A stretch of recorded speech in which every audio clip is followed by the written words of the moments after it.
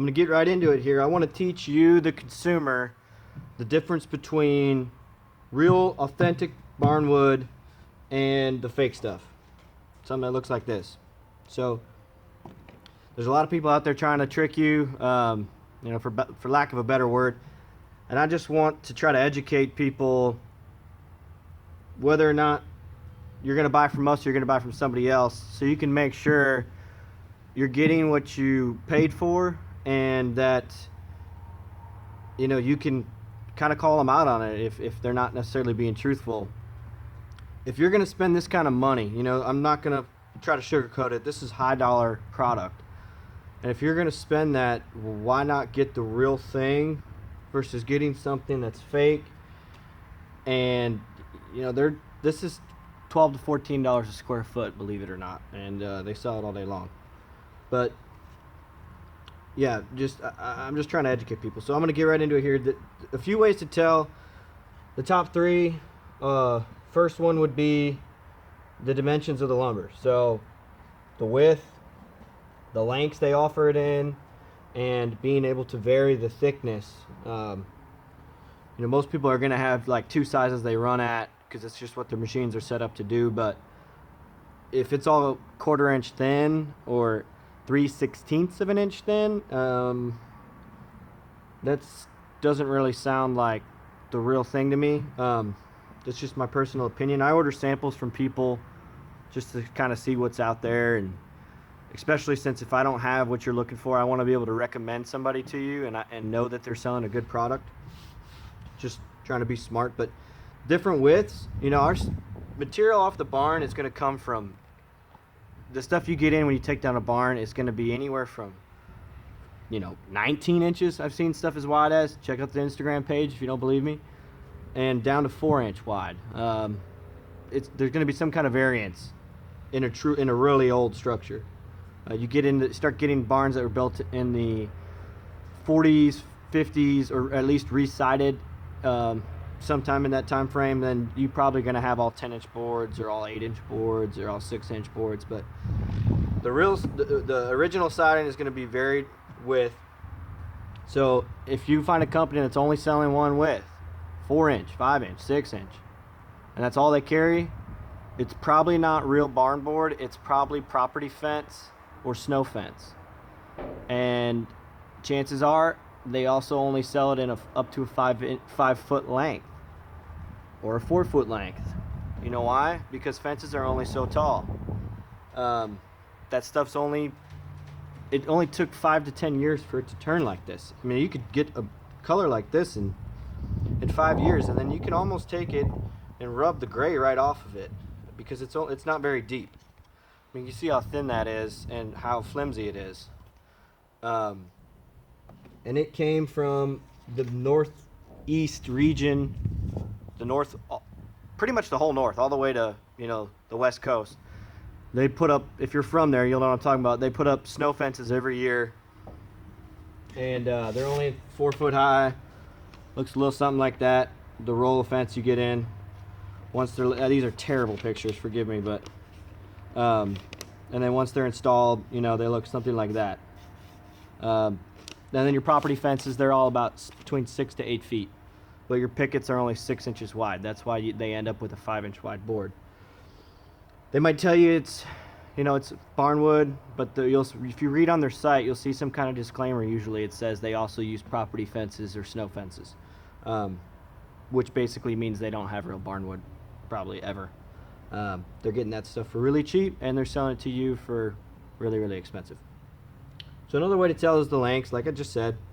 Material that we get in, when we get it off a barn, it's going to be anywhere from 16 feet long as far as the siding goes, down to 3 feet up near the gables. You're going to end up with some short boards there. But we do have material that's that long. If you absolutely needed a 16-foot long piece, we have it. We could ship it. It just costs a lot of money. So we usually cut our stuff down to under 8 feet. It just costs less for you when we ship, and it's really the only way to do it. If you're anything, once it gets over 8 feet, it costs a lot of money, and there's a premium charge on that. I won't get into all that, but and then also texture.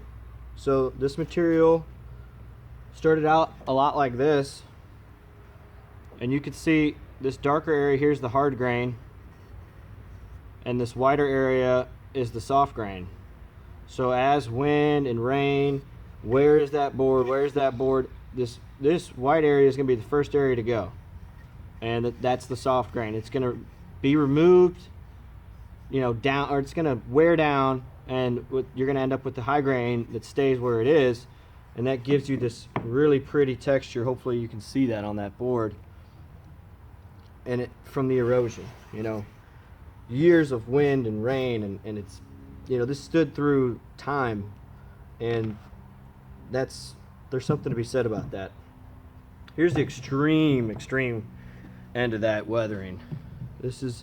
I picked this one out. I saw it when we were milling stuff this morning, and I wanted to use it. It actually gave me the idea for this video.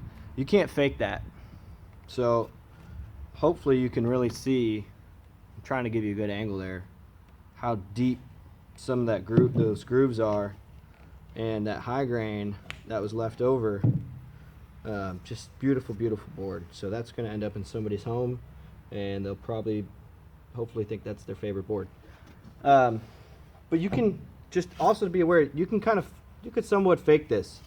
So that's what I want to talk about with farmed wood and fence wood.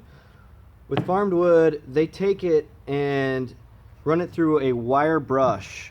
It's a big brusher. It's got a head this wide on it, and it's a huge wire brush, if you can imagine that. And when you run a board like this through there, it's going to come out not with this color, but with the similar texture to it. And then now they can set that out into a field. They do this a lot up in Canada, big wide open spaces, probably in Montana, Wyoming area too.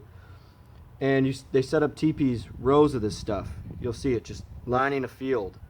They let it sit for 2 to 3 years, and it'll turn gray like this. And then they can trick you, basically, for, you know, it sounds bad, and tell you it's real barnwood, and it's kind of hard to prove that it's not, to the untrained eye. So just be aware, you know, ask a lot of questions. You know, you can ask me 1,000 questions, and I'm never going to get, you know, annoyed, because you're the customer, and, you know, I want you to know everything that you can possibly know about this, and where it comes from, and the history of it. So yeah, that fake wood, I kind of already went into it, but it's just, there's no texture to it, little to none. It's going to be a really faint silver, to where you can almost rub that silver right off, or that gray right off, and it's just super chintzy. I mean, I would not recommend it, especially not for $12 or $14 a square foot. You know, here's our wider barn board.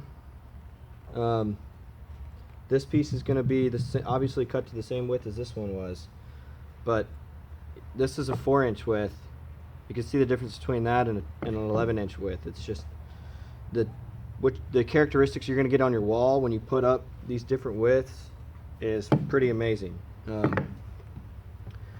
And that's pretty much it. That's all I could think about. So if you got any questions, I'm always here for you. Thank you for watching this video. I hope you learned something. Don't be fooled. If you're going to buy fence wood, expect to only pay a couple dollars a square foot. Don't let them trick you. So have a great